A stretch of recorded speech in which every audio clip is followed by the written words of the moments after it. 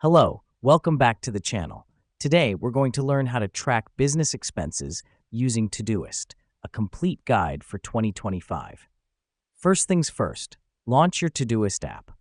If you don't have Todoist yet, it's free to download from your phone's app store, after which you can create an account. We start here because Todoist is your all-in-one tool for managing tasks and tracking expenses. Now that you're logged in, select the Projects tab. Here, you can create a new project specifically for tracking your business expenses. Let's name it Business Expenses 2025, for instance. This helps us because it allows us to separate our professional expenses from our personal ones, keeping everything tidy and organized.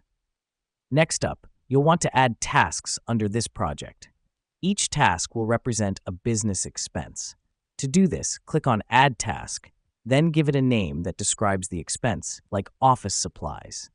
The reason we do this is to make sure every expense is identifiable at a glance. Now let's take advantage of Todoist's comments feature. Click on the task you just created and add a comment detailing your expense. You can include information like the amount, the date of the expense, and any other relevant details. This helps us because it enables us to keep a detailed record of every expense, which will be very useful come tax season. Here's a pro tip. Todoist allows you to attach files to comments.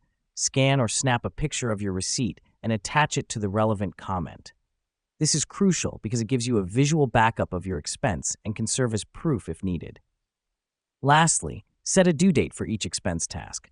This could be the date you need to pay a bill or the deadline for reporting expenses. This helps us because it ensures no expense slips through the cracks. And there you have it. You've just learned how to track your business expenses using Todoist. This simple yet effective method keeps all your expenses organized and accessible right at your fingertips.